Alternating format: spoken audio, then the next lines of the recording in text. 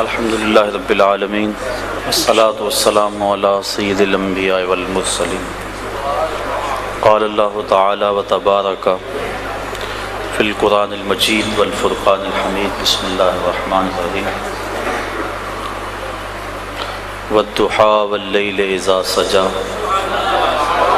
آمنت باللہ صدق اللہ مولانا العظیم وصدق رسولہ النبی الکریم الرؤوف الرحیم اللہم نور قلوبنا بالقرآن وزین اخلاقنا بالقرآن وادخلنا الجنۃ بالقرآن ونجنا من النار بالقرآن قال اللہ تعالی وتبارک فی شان حبیبہ مخبرا وآمرا ان اللہ وملائکتہ یصلون علی النبی یا ایھا الذین آمنوا صلوا علیہ وسلموا تسلیما الصلاۃ والسلام علیک یا رسول اللہ وعلی آلک واصحابک یا حبیب اللہ الصلاۃ والسلام علیک یا رسول اللہ وعلی آلک واصحابک یا محبوب رب العالمین۔ تمام حمد و ثنا، تعریف و توصیف اللہ جل مجدہ الکریم کی ذات بابرکات کے لیے، جو خالق کائنات بھی ہے اور مالک شش جہات بھی۔ اللہ جل وعلا کی حمد و ثنا کے بعد حضور نبی اکرم، شفیع امم، رسول محتشم، نبی مکرم، اللہ کے پیارے، امت کے سہارے، رب کے محبوب، دانائے غیوب، مالک رقاب امم، فخر عرب و عجم، والی کون و مکان، سیاہ لا مکان، سید انس و جاں، سرور لالا رخاں، نیر تاباں، سرنشین مہوشاں، ماہ خوباں، شہنشاہ حسینہ، تتمہ دوراں، سرخیل زہرہ جمالاں، جلوہ صبح ازل، نور ذات لم یزل، باعث تکوین عالم، فخر آدم و بنی آدم، نیر بطحا، رازدار ما اوہا، شاہد ما طغا، صاحب علم نشرہ، معصوم آمنہ احمد مجتبیٰ، حضرت محمد مصطفیٰ صلی اللہ علیہ وسلم کے حضور ناز میں اپنی محبتوں کا نیاز پیش کرنے کے بعد، واجب الاحترام ذوی الاحتشام برادران اسلام، السلام علیکم ورحمۃ اللہ وبرکاتہ۔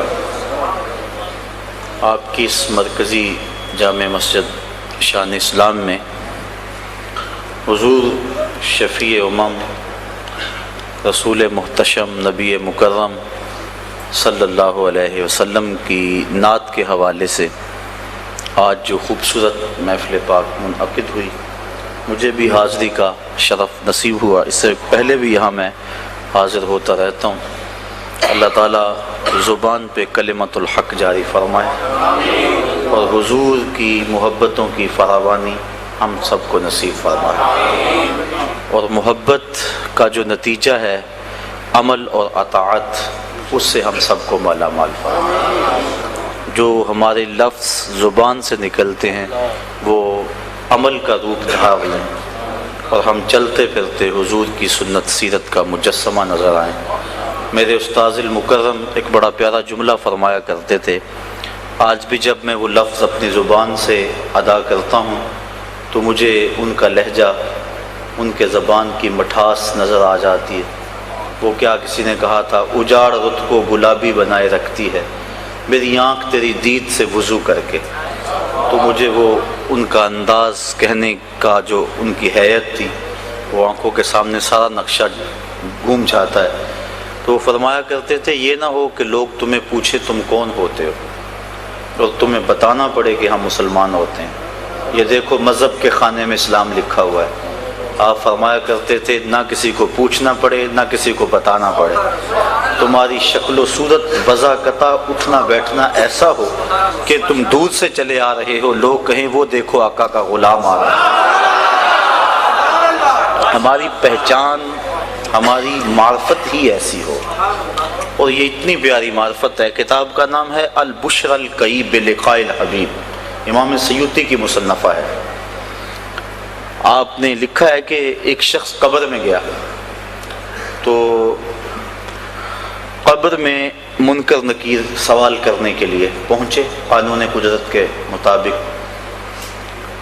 من ربوں کا ما دینوں کا سوال شروع ہوا تو اس کی داڑھی کے جو سفید بال تھے وہاں وہ مہندی لگایا کرتا تھا، چونکہ حضور مبارک کی داڑھی پاک میں 18 سے 22 تک سفید بال تھے. مختلف روایتیں موجود ہیں، بعض نے 18 لکھا ہے، بعض نے 20 لکھا ہے، بعض نے 22 لکھا ہے، مختلف روایتیں موجود ہیں. یہ صحابہ کی محبت تھی نا کہ وہ حضور کی داڑھی کے سفید بالوں کو بھی گن رکھا تھا انہوں نے. اور ایسا حلیہ اور ایسا نقشہ آپ کو کسی کا نہیں ملے گا جیسا حلیہ اور جیسا نقشہ حضور کا ملتا ہے. صحابہ کی یہ محبتیں ہیں، حضور کی ایک ایک ادا کو انہوں نے محفوظ کر لیا تھا. اور یہ کمال محبت تھی صحابہ کی حضور کے ساتھ، اور کیوں نہ ہوتی. حافظ شیرازی لکھتا ہے، اپنے محبوب کو کہتا ہے کہ میرے جیسا زمانے میں کوئی عاشق نہیں ہوگا، جس طرح کا میں عاشق ہوں زمانے میں ایسا کوئی عاشق نہیں ہوگا. اور پھر خود کہتا ہے اس لیے تیرے جیسا محبوب بھی تو کوئی نہیں نا. تو بات یہ ہے کہ اگر صحابہ کا عشق ضرب المثل ہے کہ لوگوں نے بڑے قصے پڑھے ہیں محبتوں کے، لیکن آج تک آپ نے نہیں سنا ہوگا کہ کوئی محب اپنے محبوب کا لعاب بھی ہاتھوں پہ لیتا ہو. تو یہ اگر عشق اتنا بڑا ہے تو حسن بھی تو اتنا بڑا ہوگا، کیونکہ عشق میں گرمی جو ہے وہ حسن کی وجہ سے ہوتی ہے. حضرت اقبال نے کہا نا، فرصت کشم کشم دے دل بے قرار رہا، یک دو شکن زیادہ کن گیسوئے تابدار رہا. وہ کہتے ہیں کہ کشم کش کی فرصت بھی نہ دے اس تابدار دل کو جو کہ پیچ و تاب کھا رہا ہے، اپنی زلف کو اور شکن ڈال دے تاکہ میرا عشق بڑھتا رہے. تو حسن بڑا ہو تو عشق بھی بڑا ہوتا ہے. تو صحابہ کا جو حسن حضور کے ساتھ تھا اس کی مثال دنیا پہ ملنا مشکل ہی نہیں، ناممکن ہے. اس لیے کہ ایسا حسن کوئی نہیں تھا، اور جب حسن نہیں ایسا ہوگا تو عشق بھی ایسا نہیں ہوگا. تو صحابہ کی محبت ہے کہ انہوں نے حضور کی مبارک داڑھی کے بال بھی گن رکھے ہیں. 18 سے لے کر 22 تک حضور کی داڑھی مبارک میں سفید بال تھے، اور ان بالوں کو حضور سرخ مہندی کا بسمہ کرتے تھے. اب اس سنت کو ادا کرتے ہوئے وہ مرنے والا بھی اپنی داڑھی کی سفید بالوں کو اس نے سرخ مہندی سے بسمہ کیا ہوا تھا. جب نکیرین آئے، ایک نے پوچھا من ربوں کا ما دینوں کا سوال شروع کیے، دوسرے نے بازو سے پکڑ کر ایک اپنے ساتھی کو پیچھے ہٹاتے ہوئے اس کی داڑھی کی طرف اشارہ کیا. کہا تجھے نظر نہیں آ رہا کہ اس کے چہرے میں اسلام کا نور چمک رہا ہے؟ تو اس سے سوال کر رہا ہے، تجھے نظر نہیں آ رہا کہ اس کے چہرے میں اسلام کا نور چمک رہا ہے؟ کاش کہ ہماری پہچان ایسی بن جائے. میں کہتا ہوں ہمارا جیسا عقیدہ ہے نا، ایسا عقیدہ کسی کے پاس نہیں ہے. اس پہ دلائل موجود ہیں الحمدللہ. آپ سروے کر کے دیکھ لیں، غیر جانبدار ہو کے دیکھ لیں. نہیں تو ایک میں بات کیا کرتا ہوں کہ 300 سال کی کتابیں چھوڑ دیں. یہ جو 3 سال ساری خرابی عموماً ان 300 سالوں میں آئی ہے. اس سے قبل کی کتابیں پڑھ لیں، تفاسیر پڑھ لیں، احادیث پڑھ لیں، اس سے قبل محققین کی تصانیف پڑھ لیں، تو آپ کو پتہ چل جائے گا کہ سچائی کیا ہے. اور یہ ایک الگ مضمون ہے اور ایک الگ عنوان ہے. تو اللہ تعالیٰ نے بڑا ستھرا، سچا اور پاکیزہ ہم کو عقیدہ عطا کیا ہے. حضور کا نام سن کر ابھی آپ مچل رہے تھے اور اب بھی مچل رہے ہیں. یہ علامت محبت ہے. لوگ پوچھتے ہیں نا جی تم میلاد کرتے ہو، کہاں لکھا ہوا ہے؟ یہ محفل نعت کہاں لکھی ہوئی ہے؟ تو اس کے دلائل موجود ہیں، لیکن میں اپنے لہجے میں کہا کرتا ہوں کہ یہ ہو سکتا ہے کہ پھول کا تذکرہ چھڑا ہو، بلبل دلیلیں مانگ رہا ہو.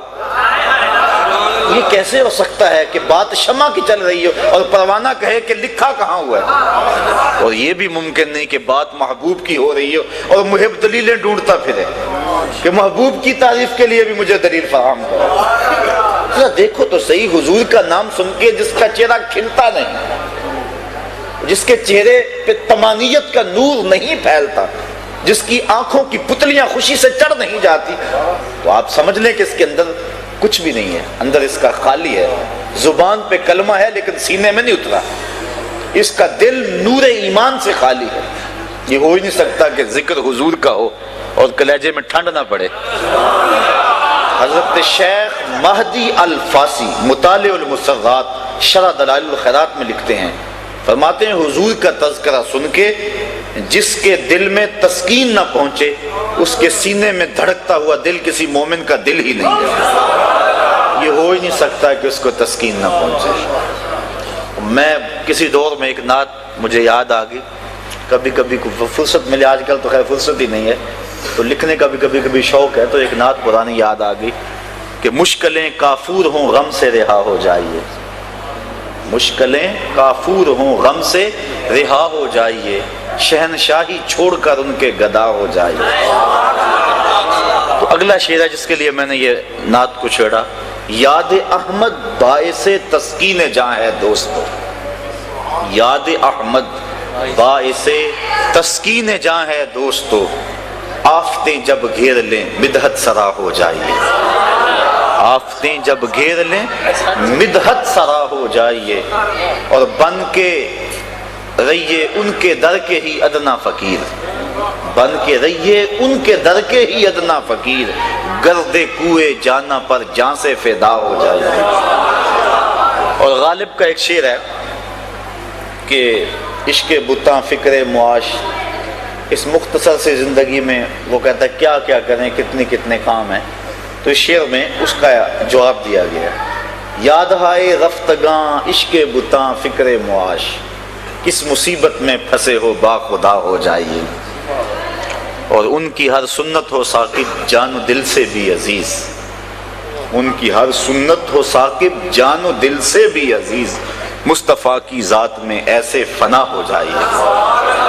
تو بات یہ ہے کہ نبی کا تذکرہ یقیناً روح کو قرار دیتا ہے اور قلب کی تسکین کا سبب ہے، اور اہل ایمان حضور کے ذکر کی خوشبو سے اپنے مشام جاں کو معطر کرتے رہتے ہیں، اور یہ بہانے تلاش کرتے ہیں، کوئی بہانہ ملے تو حضور کا ذکر چھڑے، اور حضور کا جب ذکر چھڑتا ہے تو خوشبو پھیلتی ہے، ماحول کے اندر ایک نور پھیلتا ہے، جہاں محافل ہوتی ہیں لگتا ہے جیسا رحمتوں کی برسات ہو رہی ہے اور کرم کی برکھا برس رہی ہے۔ آپ اس کا ادراک کریں، احساسات کی آنکھیں کھولیں، اور آپ کو محسوس ہوگا کہ جہاں ذکر خدا ہے وہاں نزول رحمت باری ہے، جہاں ذکر مصطفیٰ ہے وہاں نزول رحمت باری ہے، جہاں نبی کا نام لیا جائے، یقیناً یہ نام ہی ایسا ہے، کتنا میٹھا نام ہے یہ حضور کا نام، یہ نام کوئی کام بگڑنے نہیں دیتا، بگڑے بھی بنا دیتا ہے نام محمد۔ جب لبوں پہ یہ نام سج جاتا ہے تو نطق ایک دوسرے کے دونوں ہونٹ بوسے لیتے ہیں، اور نام ہی ایسا ہے اگر کوئی تعریف نہ بھی کرنا چاہے نام ہی لے گا تو اس میں تعریف ہے، کیونکہ محمد کا معنی یہ ہے الذی یحمد حمدن بعد حمدن، مرتن بعد مرتن، کرتن بعد کرتن۔ محمد وہ ہوتا ہے جس کی بار بار تعریف کی جائے، حتیٰ کہ تعریف کی اپنی تعریف ختم ہو جائے، محمد وہ ہوتا ہے جس کی تعریف ختم نہ ہو، چشمے سوکھ جائیں، کلمے ٹوٹ جائیں، کاغذ ختم ہو جائیں، محمد وہ ہوتا ہے جس کی تعریف ختم نہ ہو۔ بڑی حیرت ہوتی ہے جب لوگ کلمہ بھی پڑھتے ہیں اور پھر خامیاں بھی نکالنے بیٹھ جاتے ہیں، یہ تو کافروں نے بھی کہا، عجیب بات ہے، محمد بھی کہتے تو گالیاں بھی دیتے، ایک بات کرو، یا تو محمد کہنا چھوڑ دو یا گالیاں دینا چھوڑ دو۔ اگر کوئی کہے کہ پھول خوبصورت نہیں، یہ تو بات نہیں بنتی، پھول بھی کہہ رہے اور کہہ رہے خوبصورت بھی نہیں، حسن تو پھول کی ایک ایک درز میں رکھا گیا ہے، اس کی نزاکتوں کے اندر حسن بھر دیا گیا ہے، اور کہے پھول بھی اور خوبصورت بھی نہیں، کہے محمد اور پھر نقص بھی نکالے، کیونکہ اہل زبان تھے نا، وہ سمجھتے تھے کہ یہ جو ہے وہ باب تفعیل سے ہے، اور تفعیل کثرت ماخذ چاہتا ہے، اس لیے محمد کا معنی کثرت تحمید ہے، کثرت تعریف ہے، خوبیوں کی کثرت کے مجموعے کو محمد کہتے ہیں۔ تو یہ عجیب بات ہے کہ یہ لفظ بول کے پھر تنقید کرتے ہو، کہا یہ بات جچتی نہیں ہے، اچھا چلو ٹھیک ہے نام بدل لیتے ہیں۔ انہوں نے اپنے طور پہ نام بدل لیا اور کہنا شروع کر دیا مزمم، معاذ اللہ، اس کا معنی بار بار مذمت کیا گیا، یہ اس کے الٹ اپنے طور پہ انہوں نے نام رکھا، کتب سیر میں یہ واقعہ موجود ہے، اور پھر وہ اس انداز کے ساتھ محمد نہیں کہتے تھے، مزمم کہتے تھے، اور پھر اپنے دل کی آگ نکالتے تھے۔ اس طرح ایک صحابی نے سنا حضور کی خدمت میں بھاگا آیا، حضور وہ مزمم کہہ کے گالیاں دے رہے ہیں، آقا کریم فرمایا تم کیوں پریشان ہو، یلعنون مزمما ویشتمون مزمما وانا محمد، وہ کسی مذمم کو گالیاں دیتے ہوں گے، میرے اللہ نے تو مجھ کو محمد بنایا۔ تو محمد ہوتا ہی وہ ہے جس کی تعریف ہی کی جائے، ساری رات ہو جائے، سحر ہو جائے، اللہ اکبر یہ ذکر پھر بھی ختم نہیں ہوتا، بلکہ سحر کو بندہ خود ہی ہاتھ جوڑ کے کھڑے ہو جاتا ہے، دل کے ارمانوں پورے ہوئے تھے ابھی، یہ غضب ہو گیا کہ سحر ہو گئی۔ ان کی زلفیں جدھر بھی بکھرتی گئیں، گیت گاتی ہوئی شب ادھر ہو گئی، ان کی آنکھوں میں ایسا نشہ تھا فراز، جس نے دیکھا وہی لڑکھڑاتا گیا، اس طرف ہی بہاروں کے رخ پھر گئے، جس طرف کے نشیلی نظر ہو گئی، چاند گہنا گیا، مہر شرما گیا، حسن ہر ایک شے کا سوا ہو گیا، ان کے آنے کا یارو مزہ آ گیا، پوری دنیا ہی شیر و شکر ہو گئی، کن کی کنجی ہے جس کی زباں وہ نبی، جس کی قرآن ہے داستاں وہ نبی، ان کی نظروں کی وسعت کی کیا بات ہے، جب بنی ہم پہ ان کو خبر ہو گئی۔ تو راتیں بیت جائیں، لمحے سمٹ جائیں، علماء نے بڑی بڑی ضخیم کتابیں لکھی ہیں اور اتنے تذکرے پھیلے ہیں حضور کے، اللہ اکبر۔ اور پھر حضور کا جب تذکرہ کرنے کے لیے قلم کاغذ پہ آتا ہے تو لگتا ہے کاغذ پہ سجدے کر رہا ہے، پھر حضور کی تعریف بنتی ہے نا۔ اور جب نطق اللہ اکبر در رسول پہ دربانی کرتا ہے اور لفظ حضور کے قدموں میں سلامی کرتے ہیں تو اسی کو نعت کہتے ہیں۔ حسرت حسین حسرت نے تو اپنے انداز میں نعت کو بیان کیا ہے، وہ کہتا ہے زباں ہو محو توصیف و ثنا تو نعت کہتا ہوں، زباں ہو محو توصیف و ثنا تو نعت کہتا ہوں، بنے جب دھڑکنے صلی اللہ تو نعت کہتا ہوں۔ جب دل کا ایک ایک تار نبی نبی بولے تو پھر نعت بنتی ہے نا، جب تن من ہر سمت وہ روشنی اور وہ اجالے پھیل جائیں تو پھر نعت بنتی ہے۔ تو نعت روشنی کا نام ہے، نور و نکھت کا نام ہے، اجالوں اور ضیاؤں اور خوشبوؤں کا نام ہے، اور اندھیری رات کے اندر طلوع سحر کا نام نعت ہے۔ اور اہل ایمان شروع سے نعت پڑھتے آئے ہیں اور اپنی محبتوں کا اظہار کرتے آئے ہیں۔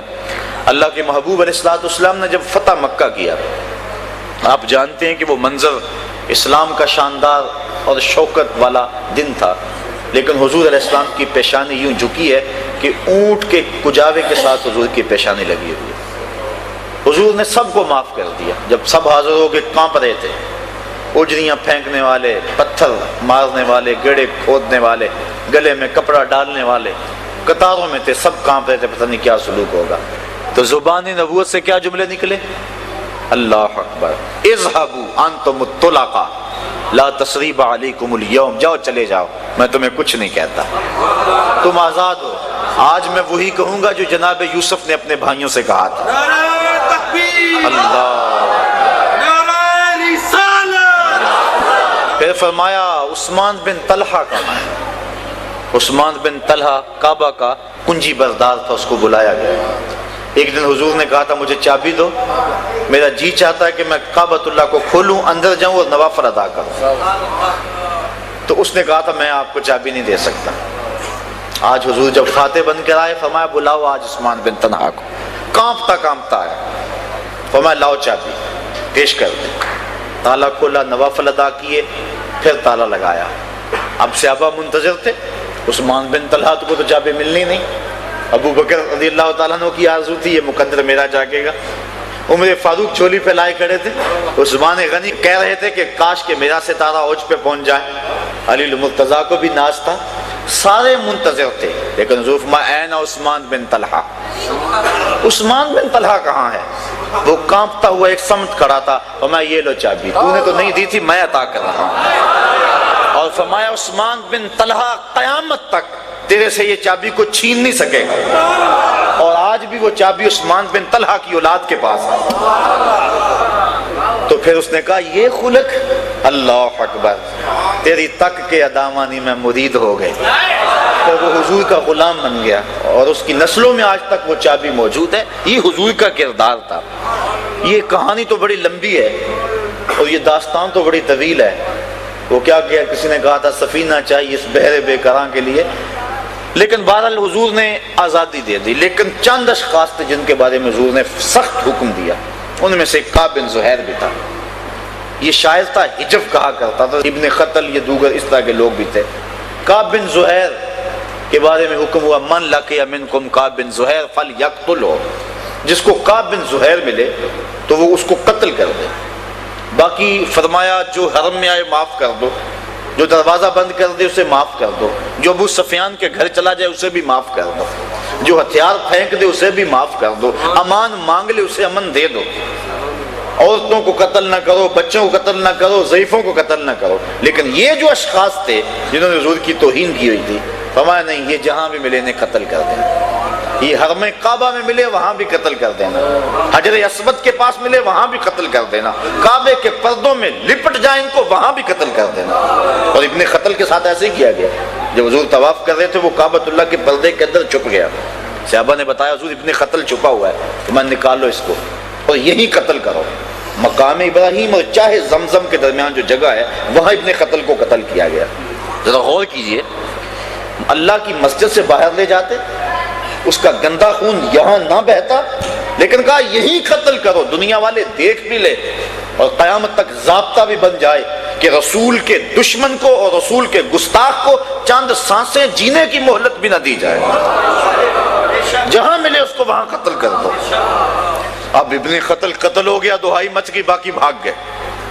یہ جو کعب بن زہیر تھا یہ طائف کی سمجھ چلا گیا، اس کا بھائی غلام تھا، اس نے کسی ذریعے سے پیغام بھیجا کہ آرڈر تو بڑے سخت ہیں لیکن تو کسی طرح حضور کی چوکھٹ پہ خود چل کے آ جا، تو معافی تو مانگ کے دیکھ، وہ تو رحمت للعالمین ہے، اور اگر تو چاہے کہ میں یوں چھپتا پھروں گا کب تک چھپے گا، گلی گلی تو حضور کے غلام ہیں، گلی گلی میری یاد بچھی ہے پیارے رستہ دیکھ کے چل، گلی گلی میری یاد بچھی ہے پیارے رستہ دیکھ کے چل، مجھ سے اتنی وحشت ہے تو میری حدوں سے دور نکل۔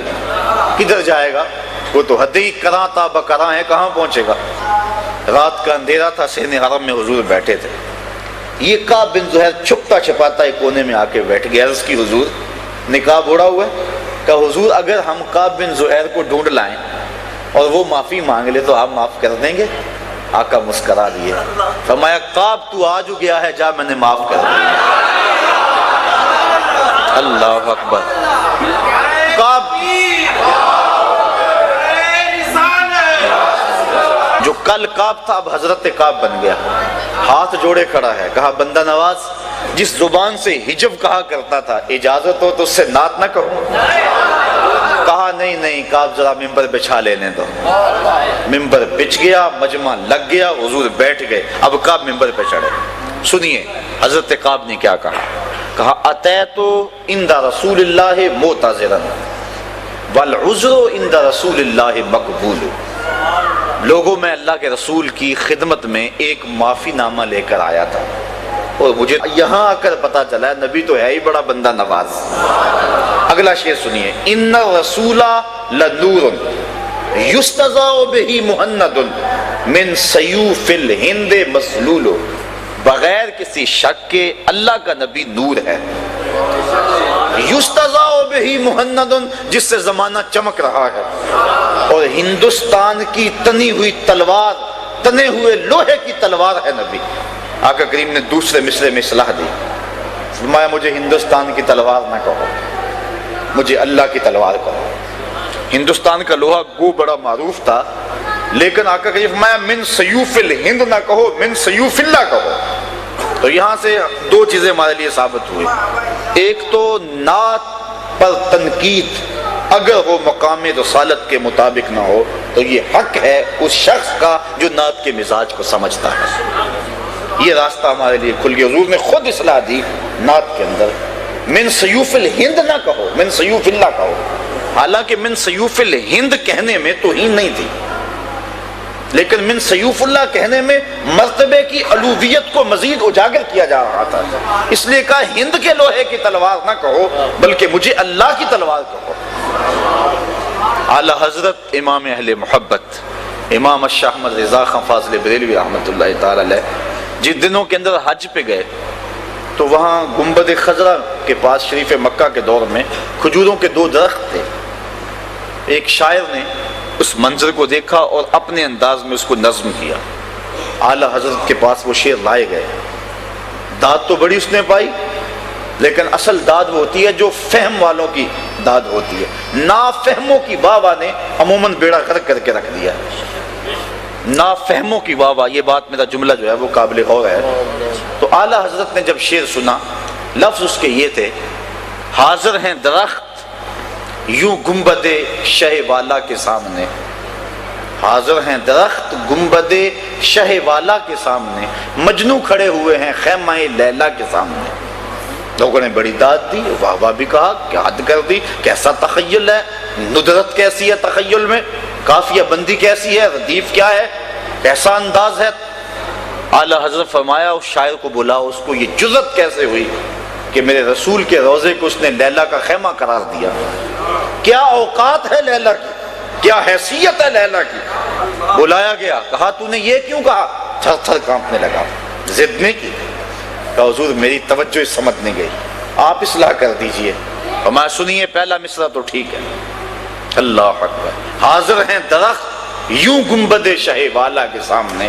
دوسرا مصرع تو نے یوں کہا ہے کہ مجنو کھڑے ہیں خیمہ لیلا کے سامنے.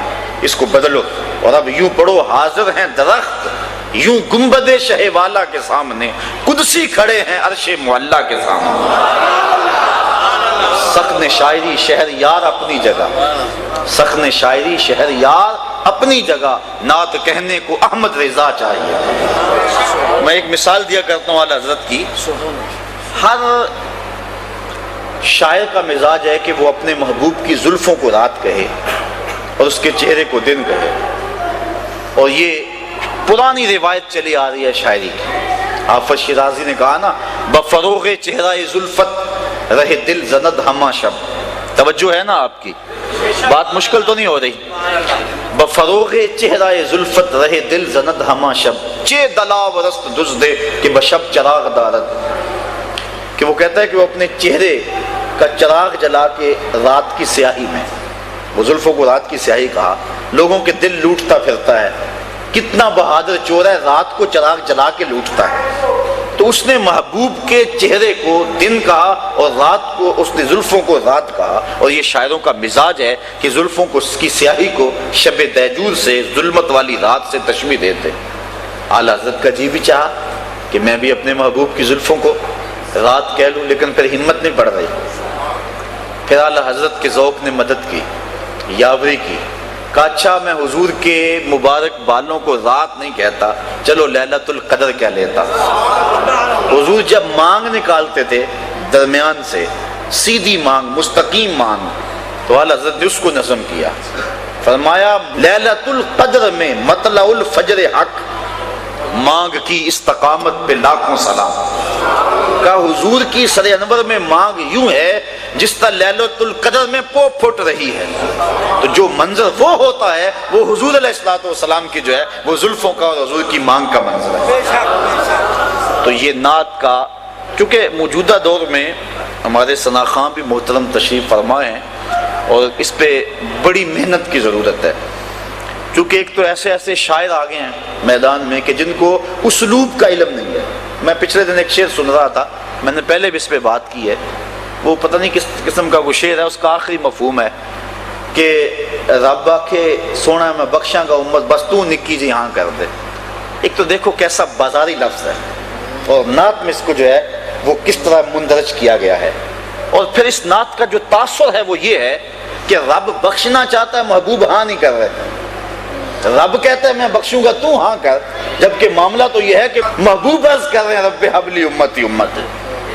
تو یہ باب معاملہ کدھر اور معاملہ کس قدر الٹ کے رکھ دیا گیا. لیکن پڑھنے والے بھی پڑھ رہے ہیں اور سننے والے بھی سبحان اللہ پکار رہے ہیں. نہ پڑھنے والوں کو سمجھ آ رہی ہے نہ سننے والوں کو سمجھ آ رہی ہے. اور اگر کوئی سمجھنے والا پاس بیٹھا ہے وہ بولتا نہیں، میں بولوں گا تو خشک ملا کہلاؤں گا. یہ ڈر اور یہ خوف اس کو حق بیان کرنے سے روکے ہوئے. اپنے بھی خفا مجھ سے ہیں بیگانے بھی ناخوش، کہ میں زہر حلال کو کبھی کہہ نہ سکا کند، بات وہی کہتا ہوں سمجھتا ہوں جسے حق، نئے ابلۂ مسجد ہوں نئے تہذیب کا فرزند. انسان کو حق کہہ دینا چاہیے. اور نعت کے معاملے میں یہ بڑا نازک میدان ہے. عرفی ایک شاعر ہوا ہے، وہ کہتا ہے: عرفی مشتاب ای رہے ناتست نہ سہرا. عرفی مت دوڑ، یہ نعت کا میدان ہے، کوئی صحرا نہیں ہے کہ منہ اٹھا کے جدھر مرضی چل دے اور جو مرضی کہتا پھرے. یہاں قدم قدم پہ احتیاط. ادب گاہیز زیر آسماں از عرش نازک تر، نفس گم کردہ می آید جنید و با یزیدین جا. نفس گم کردہ می آید جنید و با یزیدین جا. یہ شعر عزت بخاری کا ہے، لیکن علامہ اقبال اس کو اپنے کلام میں درج کیا ہے. اتنا پیارا شعر لگا. وہ کہتے ہیں کہ یہ تو وہ بارگاہ ہے کہ با یزید بستامی رحمت اللہ تعالی علیہ اور جنید بغدادی رحمت اللہ تعالی علیہ جب اس چوکھٹ پہ آتے ہیں تو سانسوں کو روک کے آتے ہیں. یہاں تو سانسوں کا شور بھی بے ادبی ہے، لے سانس بھی آہستہ کے دربار نبی ہے. یہ حضور کی چوکھٹ ہے، یہاں سانسوں کی جو چال ہے اس میں بھی فرق نہ آنے پائے اور وہ بھی بے ترتیب نہ ہونے پائے. اور یہاں تو سانسوں کا شور بھی بے ادبی تصور ہوتا ہے. تو نعت خان جب نعت پڑھ رہا ہو تو اس کے تصور میں ہو کہ میں حضور کے مواجہ کے سامنے کھڑا ہوں، اور پھر اس تصور میں ڈوب کے اپنے الفاظ کے زیر و بم اور اپنے کلام کا انتخاب کرے. اور پھر اس کی جب دھڑکنیں صلی اللہ بن جائیں تو اس کی زبان سے نکلا ایک ایک جملہ دلوں میں ترازو ہوتا چلا جائے گا اور وہ نعت صاحب نعت کے قریب کر دے گی. اور جب نعت سے اٹھنے والے گھروں کو لوٹ رہے ہوں گے وہ سینے میں عشق رسول کی دولت لے چکے ہوں گے. کاش کہ ہم جو ہے وہ اپنے نعت کے انداز کو اس انداز سے مرتب کریں کہ حضور علیہ الصلوۃ والسلام کی محبت کے پھیلانے کا نعت ذریعہ بنے، نہ جس کو گانے کی دھن پہ. دیکھیے نا یہ تھوک دان ہے، اس کے اندر اگر کوئی بندہ کسی کو دودھ ڈال کے دے دے مہمان کو پیے گا؟ بھائی میں نے دھویا 100 مرتبہ دھویا اور پھر دیا نہیں، اس کی وضع کس لیے ہو چکی ہے. یا لوٹے میں کوئی دودھ ڈال کے کسی کو دے دے وہ پیے گا؟ جی لوٹا پاک ابھی بازار سے خرید کے لایا ہوں، لیکن نہیں، لوٹے کی وضع کسی اور مقصد کے لیے، تھک دان کی وضع کسی اور مقصد کے لیے، اس میں اب دودھ نہیں پیا جا سکتا. جو طرز متبذل ہو گئی ہے کسی گانے کے لیے، اللہ کے نبی کی نعت کا تقدس یہ ہے کہ اس طرز میں پھر نعت نہ پڑی جائے. یہ بات ذہن میں رکھیں. اور دوسری بات یہ ہوتی ہے کہ جب اس متبذل طرز میں جب نعت پڑی جا رہی ہوتی ہے تو کچھ لوگوں کے اندر گانا چل رہا ہوتا ہے، باہر نعت چل رہی ہوتی ہے. تو یہ نعت کی حرمت کے خلاف ہے، نعت کی عزت اور نعت کے وقار کے خلاف ہے کہ نعت پڑھتے ہوئے جو ہے وہ انسان کی جو ہے سوچ اور فکر کہیں اور گئی ہو. نعت پڑھتے ہوئے نظر گنبد خضرا کی طرف ہونی چاہیے. تو اس بات کا ذرا جو ہے وہ ہمارے معاشرے میں اس کی بہت ضرورت ہے. اور میں پہلے عرض کر چکا ہوں اقبال کے لہجے میں، اپنے بھی خفا مجھ سے بڑے لوگ ناراض ہو جاتے ہیں، اپنے بھی اور بیگانے بھی، لیکن اس سے غرض نہیں ہے. اس سے غرض نہیں ہے کہ کون ناراض ہوتا ہے، گنبد خضرا کا مکین ناراض نہ ہو تو حضور خوش ہو جائیں. وہ کیا کہا تھا کہ میں کھو جاؤں حشر کی بھیڑ میں تو آپ فرمائیں، میں کھو جاؤں حشر کی بھیڑ میں تو آپ فرمائیں، ہمارے در کا ثاقب تھا گدا ہم نے نہیں دیکھا، ہمارے در کا ثاقب تھا گدا ہم نے نہیں دیکھا. تو کاش کہ وہ حضور علیہ السلام پہچان لیں اور حضور کی شفاعت بندے کو نصیب ہو جائے. تو یہ نعت کے اسلوب ہیں. تو میں نے یہ بات عرض کی کہ یہ تنقید کا جو راستہ کھلا ہے یہ حضور نے کہا من سیوف الہند نہ کہو، من سیوف اللہ کہو. ایک تو بات یہ مضمون بھی کافی تفصیل طلب ہے، اس پہ بہت کچھ کہا جا سکتا ہے، لیکن وقت کی نزاکتیں ہمارے ثناء تشریف فرمائیں اور یقیناً آپ محظوظ ہوں گے. میں اپنی بات کو لمبا کر کے اکتاہٹ کا سامان نہیں کروں گا. دوسری بات یہ ہے کہ پہلے شعر میں حضور نے تنقید نہیں کی، تنقید حضور نے دوسرے شعر میں کی، اصلاح دوسرے شعر میں دی جہاں من سیوف الہند کہا تھا. اور پہلا شعر کیا تھا؟ ان الرسول لنور یستضاء بہ مہند.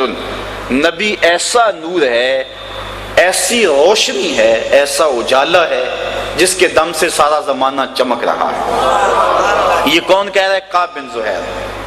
کب کہہ رہا ہے؟ اب ایمان لایا ہے اور اب یہ کہہ رہا ہے. نہ اس نے بخاری پڑھی، نہ مسلم پڑھی، نہ ترمذی، نہ نسائی، نہ ابن ماجہ. نہ اس نے حفظ قرآن کیا، نہ گشت کے لوٹے بھرے، نہ اس نے مسجد کی چٹائیوں پہ جو ہے وہ گھسا، نہ درس نظامی پڑھا، نہ وفاق المدارس کا کورس کیا. ابھی ایمان لا رہا ہے، ابھی کہہ رہا ہے ان الرسول لنور.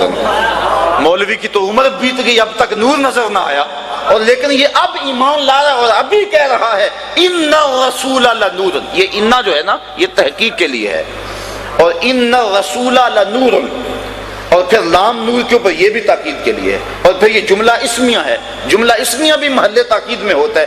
3 تاکیدیں لگا کر اس نے کہا بلا شبہ بغیر کسی شک کے یقیناً اللہ کا رسول نور ہے۔ اور حضور سن رہے ہیں، دوسرے مصرے پہ اصلاح دی، پہلے مصرے پہ اصلاح نہ دی، اس لیے کہ پہلا مصرع اصلاح کا محتاج ہی نہیں تھا۔ اللہ اکبر۔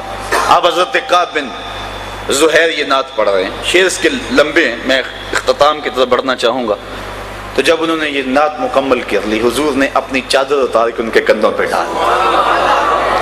اللہ اکبر۔ ان الرسول لنور یستضاء بہ محمد۔ اور حضور جس کو پسند فرما لیں، اللہ اکبر۔ ادیم طائف نالین پاکن، شراکت رشتہ جہاں ماکن۔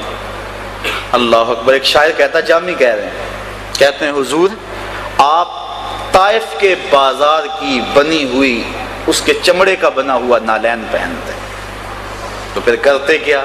اللہ اکبر۔ اس میں جو تسمے ہیں وہ میرے چمڑے کے نہیں، تسمے میرے چمڑے کے نہیں بلکہ میری جان کے تسمے ڈالتے۔ اور کبھی کہتے ہیں حضور کاش آپ کی گلی کے کتے کا نام جامی ہوتا اور آپ کبھی اسے جامی کہہ کے پکارتے۔ اور ایک شاعر کہہ رہا ہے، یا لیتنی کنت تربہ طیبتکم فالتسمت نعالک ذاک کدی۔ بہت بڑا کہنے والا شخص ہے، کہتا کاش میں مولوی نہ ہوتا، کاش میں پیر نہ ہوتا، مدینے کی گلی کی مٹی ہوتا، حضور گزرتے میں قدموں کو چوم لیتا۔ اہل محبت کے لیے یہی اعزاز و افتخار ہے کہ وہ حضور کے قدموں تک پہنچ جائیں۔ شاید اسی کا نام ہے توہین جستجو، وہ منزل کی تلاش تیرے نقش کفے پا کے بعد۔ جو یہاں تک پہنچ گیا وہ فراز عرش کی عظمتوں تک پہنچ گیا، اور جو نبی کے قدموں تک نہیں پہنچا اس نے کہیں بھی رسائی حاصل نہیں کی۔